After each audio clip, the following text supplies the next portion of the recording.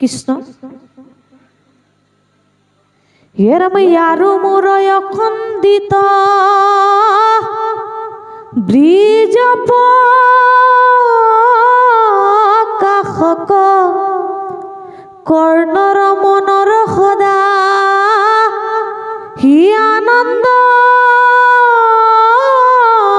কাৰক হেন কথাই উপজয় সাধুৰ সংগত তাক যাৰ সাৱধানে শুনয় সতত ই অল্পকালে ঈশ্বৰত তাৰ নিশ্চয় শ্ৰদ্ধাৰাতি ভক্তি অনুক্ৰমে উপজয় ভক্তি হইলে পুৰুষৰ বৈৰাগ্য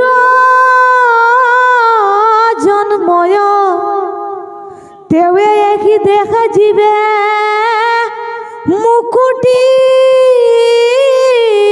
পায় খেন শুনি দেৱ সুতি পুষন্ত সম্প্ৰতি তুমি বিষয়ত কোন উচিত ভকতি।